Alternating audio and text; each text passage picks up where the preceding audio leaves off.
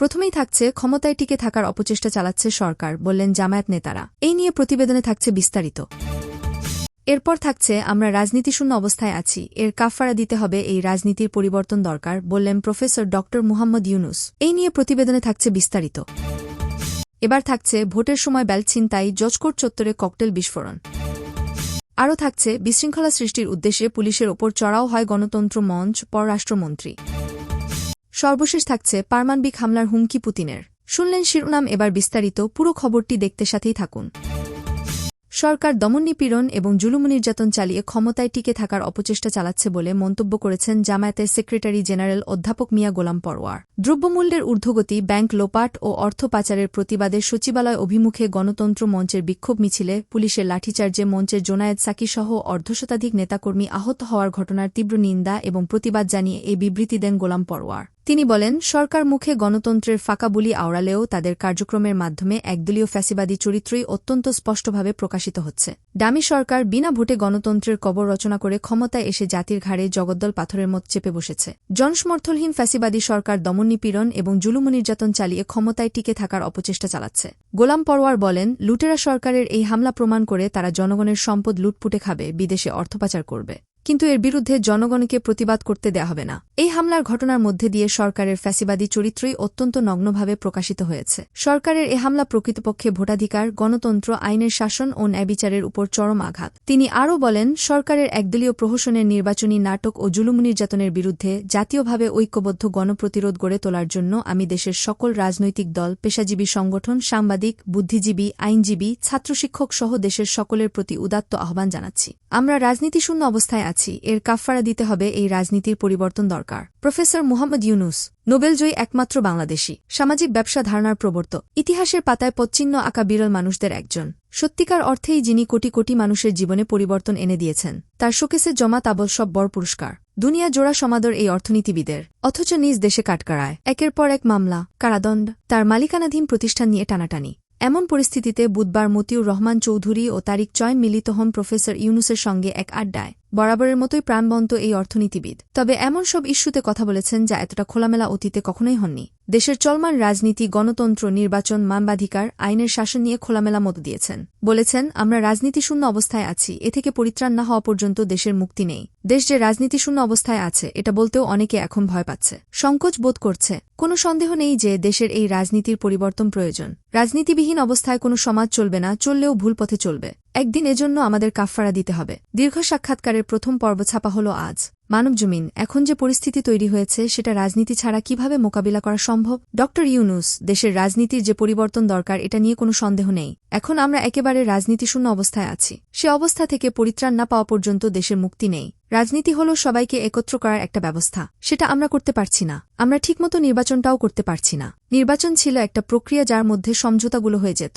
আমি আমার মনোভাব প্রকাশ করলাম, আপনি আপনারটা করলেন, সেটা আমরা করতে পারছি না। আমি নির্বাচনে ভোট দিইনি, এখানে আমরা কেউই দিইনি। কেন দিলাম না?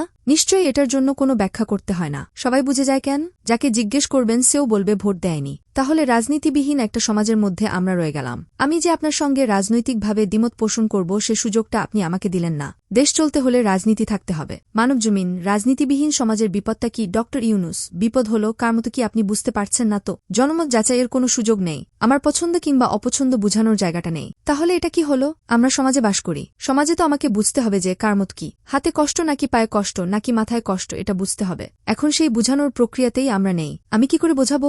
এখন যারা দায়িত্বে আছে তারা তো বুঝছেন না, তারা বোঝার চেষ্টাও করছেন না, করলেও তাদের সেই সুযোগ নেই। কাজেই রাজনীতিবিহীন অবস্থায় একটা সমাজ চলবে না, চললেও সেটা ভুল পথে চলবে। এটার কাফফারা আমাদেরকে একদিন দিতেই হবে। মানবজমিন, আপনি বলছেন দেশ রাজনীতিবিহীন অবস্থায় চলছে, আপনি অনেক পরিচয়ে পরিচিত। দেশের একজন নাগরিক হিসেবেও যদি বলি, এক্ষেত্রে আপনার কোনো ভূমিকা রাখার সুযোগ আছে কি? ড ইউনুস, আমি রাজনৈতিক বক্তব্য রাখব যখন দেশের রাজনীতি থাকবে। আমি রাজনীতি করব, ওটাতে আমি নেই। আমি আমার মতামত নিশ্চয়ই প্রকাশ করব। নাগরিক হিসেবে অবশ্যই প্রত্যেকের রাজনৈতিক বক্তব্য থাকবে, আমি কেমন দেশ চাই, কি হলে ভালো হবে, অগ্রাধিকারের জায়গাগুলো কি কি, এটা আমি বলবো। মানবজমিন, গণতন্ত্র, মানবাধিকার এ দুটো ছাড়া একটি রাষ্ট্র কিভাবে চলে? ড ইউনুস, চলতে পারে না, চলবে না। আমি কি চাই সেটা জানি না, পায়ে ব্যথা না মাথায় ব্যথা এটা কেউ বলতে পারছে না। এটা না বলতে পারা পর্যন্ত আমি তো সমাজকে কিভাবে চালাতে হবে সেটা টের পাবো না। আমি যদি সরকার হই আমাকে নির্দেশ দিতে হবে তো আমি আমার নির্দেশমালা নিয়ে যাব, আপনি আপনার নির্দেশমালা নিয়ে যাবেন। যারটা ভালো লাগছে তাকে দায়িত্ব দেয়া হবে যে আপনি চালাবেন। সেটা স্তরে স্তরে হবে। এটাই তো রাজনীতি। রাজনীতি মনের ভাব প্রকাশের একটা প্রক্রিয়া।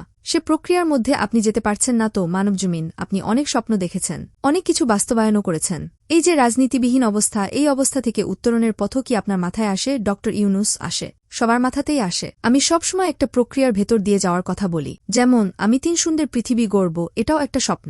শূন্য নেট কার্বন নিঃসরণ, শূন্য সম্পদ কেন্দ্রীকরণ এবং শূন্য বেকারত্বের একটা পৃথিবী, এগুলো আমি বলে বেড়াচ্ছি। সারা বিশ্ব পরিবর্তন করতে হবে এবং একটা নতুন সভ্যতা করতে হবে। এই পুরনো সভ্যতা একটা অপসভ্যতা, এটা থেকে আমাদের নতুন সভ্যতা করতে হবে। বিশাল জিনিস, কিন্তু কাজটা আমি করে যাচ্ছি। বলি 30 ক্লাব করো, 5 জন তরুণ একত্র হও। তুমি নিজের জীবনে এমন করো যাতে তুমি নিজেই উদাহরণ হও। আমি এমন কিছু করব না যাতে আমার দ্বারা কার্বন নিঃসরণ হয়, এমন কিছু করব না যাতে আমার দ্বারা সম্পদ কেন্দ্রীভূত হয়, আমার দ্বারা যেন বেকারত্ব সৃষ্টি না হয়। আমার জীবনে আমি এগুলো পালন করব। আমি একটা 30 পার্সন হব। বিশ্ব এক জিনিস, পার্সন আরেক জিনিস।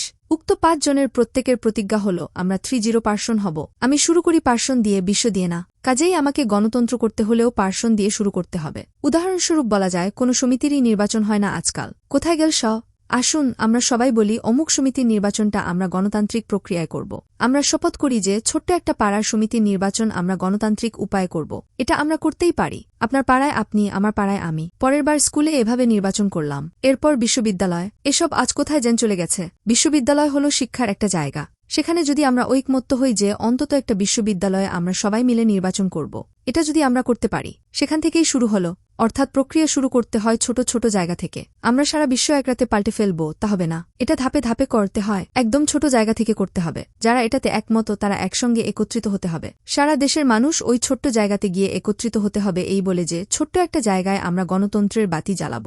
এই গণতন্ত্রের বাতি জ্বালাতে জ্বালাতে একদিন হয়তো গণতন্ত্র আসবে। মানব জমিন, সেদিন কত দূরে? ডক্টর ইউনুস, এটা শুনতে অনেক দূর মনে হয়। একবার প্রক্রিয়া শুরু হয়ে গেলে আর বেশি সময় লাগে না। মানুষ বুঝে যায় যে আমরা পারি। মানুষ একবার এই পাড়ার আনন্দ পেয়ে গেলে সবাই তখন বলবে আমরা পাড়ায় পাড়ায় গণতন্ত্র গড়ব। মানব জমিন, আপনি আদালতে সুরাহা পেলেন না। আদালত থেকে বেরিয়ে বললেন দোষ না করেও শাস্তি পেলাম। সবাইকে গণতন্ত্র ও মানবাধিকার নিয়ে এক কণ্ঠে কথা বলারও আহ্বান জানিয়েছিলেন। আদালত থেকে কাঙ্ক্ষিত রায় না পাওয়ার কারণেই কি এমন কথা বললেন ডক্টর ইউনুস? সেখানে সাংবাদিকরা ছিলেন, তারা শুনতে এসেছিলেন। আমি তো সাংবাদিকদের সঙ্গে উঠাপসা করি না, তারাও শুনতে পায় না। প্রসঙ্গটা উঠেছিল। মানব জমিন সবাইকে যে গণতন্ত্র ও মানবাধিকার নিয়ে এক কণ্ঠে কথা বলার আহ্বান জানালেন, এ বিষয়টা কি ব্যাখ্যা করবেন ডক্টর ইউনুস? এটাই তো বলছিলাম, গণতন্ত্র একেবারে গোড়া। এই গোড়াটা ঠিক না করলে আমরা পরস্পরের মতামত, পরস্পরের সঙ্গে যোগাযোগ, পরস্পরের সম্পর্ক গড়ব কি করে? আমরা একে অপরকে জানব কি করে? আপনার বিষয়টা আমার জানতে হবে, আমার বিষয়টাও আপনার জানতে হবে।